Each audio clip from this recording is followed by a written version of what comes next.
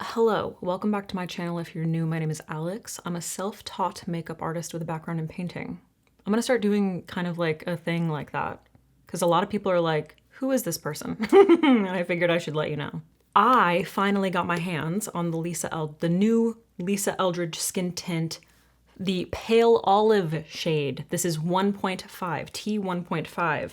It took me a minute to pick it up, but I was on the hunt for my perfect lipstick. If you haven't seen that video, I'll link it. I think it goes on this side. Let's go on this side. I'll link it up above. I was on the hunt for my perfect lipstick. I picked up a couple of Lisa Eldridge lipsticks, which are some of my favorite formulas. And I was like, I gotta get T1.5 because the people keep asking for a shade comparison. We already know the formula is gorgeous, but before I was using T3, which was, it was like fine. I will give you shade swatches, but it just wasn't correct. It wasn't correct for my pale to light olive skin. So if you're like me, you got some green and you're pale, keep watching. I don't know, whatever. T5 was a beautiful existing olive shade, but it was too dark for my skin. So when I used it, it would just make me look too dark, which isn't what we want. We don't want that, right? I'm pale, I accept it. So T1.5. I've literally not even swatched this yet. I wanted to wait until on camera. So this is a beautiful skin tint formula. Here we have T1.5, which already I'm like, yes, please. Thank you so much. Ooh, that is fabulous. That is melting into my skin. Absolutely melting into my skin. Beautiful. You see that? Ooh, so gorgeous.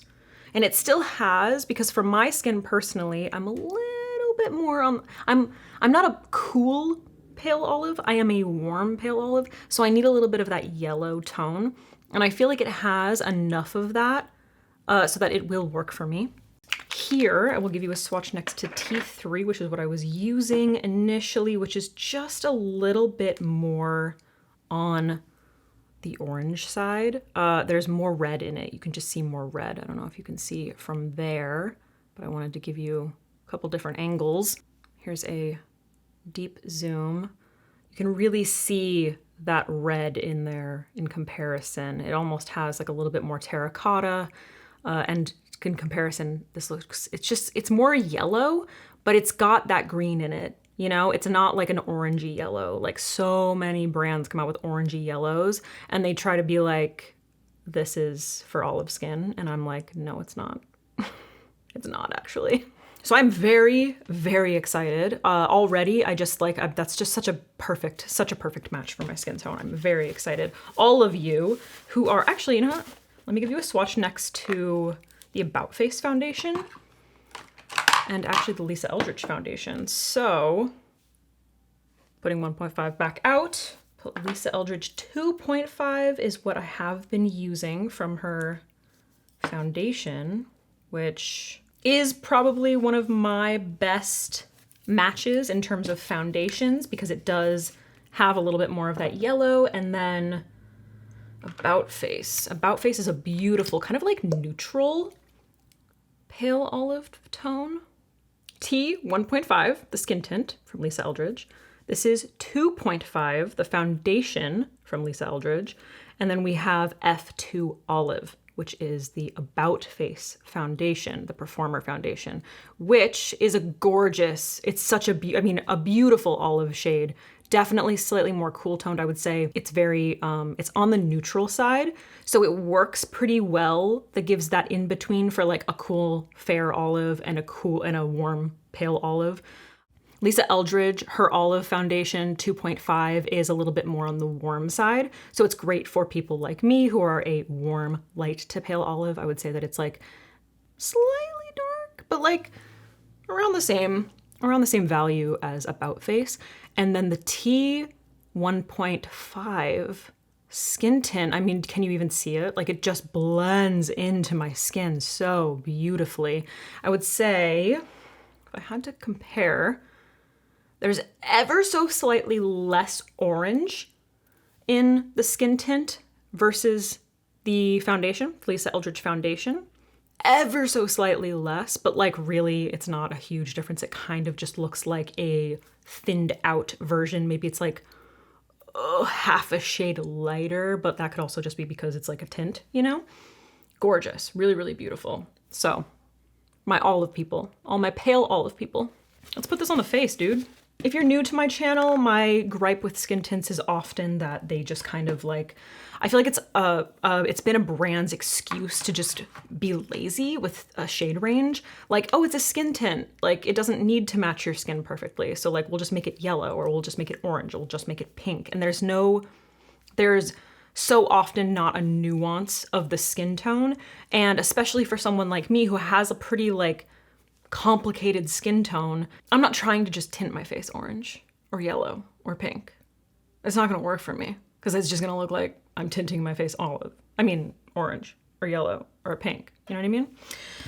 So I prepped my skin. I have not been sleeping and I think it shows. I prepped my skin with the Violette FR creme, c'est la creme, and serum, and also a little bit of my Bioma mist. And I think it's like pretty good, but because I haven't been sleeping, I'm a little bit dry, so I think a skin tint is perfect for this. You do want to make sure you shake it up. It is liquidy. I'm gonna apply this with the Fenty Beauty, it doesn't have a name on it, Fenty Beauty brush, this guy right here. I think it's the foundation brush. I actually, in terms of foundation brushes, really love this one because it's synthetic, it's very, very silky, and it's packed nicely, but it's also got this point. So like it's soft, it's very, very soft. There's nothing like too harsh about it. Especially for a skin tint, I typically like to apply foundation with a damp beauty sponge. But when it's a skin tint, it's usually like a little bit more hydrating. It's kind of the point of them a lot of the time. Rarely you come across a skin tint that is matte, if such thing exists. And when I apply a skin tint with a damp sponge, there's just too much wet happening. I mean, that just disappears into my skin. I don't see makeup there.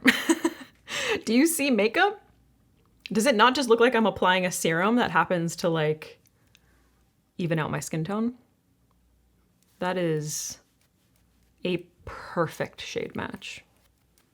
Am I peeling? Am I peeling? Do I have to peel in every single video? Is that something that we just do now? Yeah, that's really beautiful. That just, wow, that did exactly, I mean, I already knew I liked this formula, but it really solidifies my opinion when I have a shade that actually like works perfectly for my skin tone, which is so often not the case. Let me pin these things out of the way. These little hers for a second. What I want a skin tint to be is something to literally ever so slightly even out my skin tone. Just create a flawless looking base without that heavy coverage, without that 2016 heavy coverage, you know? We don't need it. Your skin doesn't need it. I really like, what I love about people embracing skin tints is embracing lighter coverage, embracing their skin, and going in and spot concealing, pinpoint concealing, Lisa Eldridge, the queen. And the thing about this skin tint is it is relatively buildable in certain areas.